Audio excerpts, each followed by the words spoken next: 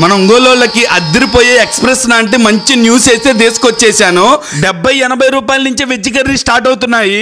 First time మన Ongole food revolution అయితే తీసుకొచ్చేసారు. డాల్డా లేకుండా, టేస్టింగ్ సాల్ట్ లేకుండా, అసలు ఫుడ్ కలర్సే వాడకుండా ఇన్ని ఐటమ్స్ తయారు చేస్తున్నారు. స్టార్టర్స్ అయితే 150 రూపీస్ నుంచే స్టార్ట్ అవుతున్నాయి. మధ్యాహ్నం పూట బిర్యానీస్, కర్రీస్, అన్ని Chinese starters, A to Z A food item అయినా టేస్టింగ్ సాల్ట్ వాడకుండా, కలర్ వాడకుండా, డాల్డా వాడకుండా, హెల్త్ ఇష్యూస్ రాకుండా చాలా ఆరోగ్యకరంగా తయారు చేస్తున్నారన్నమాట.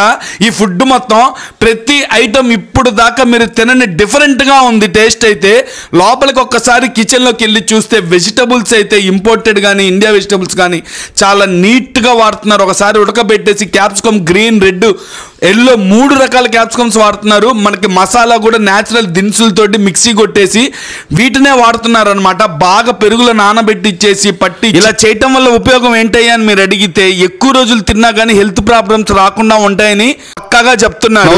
పన్నీర్ టిక్కా, చికెన్ స్వాగ్గాల, పన్నీర్ జోపియాల, తండూరి, మలై టిక్కా, హరియాలా టిక్కా, అనేక రకాల టిక్కాలతోటి తిక్క బుట్టిచ్చేశారు భయ్య. కొత్తదనంగా ఉంది టేస్ట్, మనీ కావు వేస్ట్. పన్నీర్ కూడా వీళ్ళే సొంతగా తయారు చేస్తారంటే అది కూడా చూపించారు. నేను రేట్స్ కూడా అన్ని ఈ వీడియో లాస్ట్ లో చూపించాను. పన్నీర్ టిక్కా గానీ, ఇదైతే మన ప్రకాశం జిల్లా వాళ్ళకి కొత్త రకం అనమాట. కోడిగుడ్డు తెల్లసొన్ని చికెన్ కబాబ్ మీద ఉడకబెట్టేసి నిప్పుల మీద ఇచ్చారనమాట. చాలా బాగుంది. టిక్కా ఐటమ్స్ అన్ని చాలా బాగున్నాయి. మనకి ఏ స్టార్టర్ చెప్పినా కానీ వెజ్ అండ్ నాన్ వెజ్ లో వెజిటబుల్స్ బాగా వాడుతున్నారు. ఈ పాయింట్ అయితే నాకు బాగా నచ్చింది.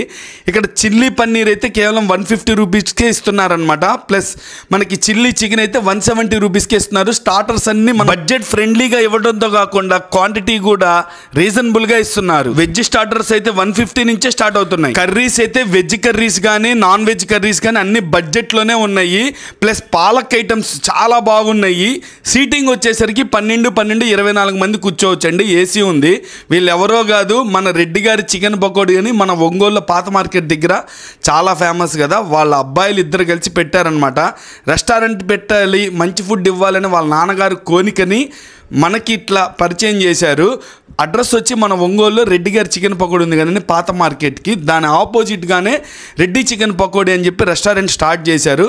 మనందరి బ్లెస్సింగ్స్ కోసం వెయిట్ చేస్తున్నారు. ఫుడ్ అయితే చాలా క్వాలిటీగా ఉందండి.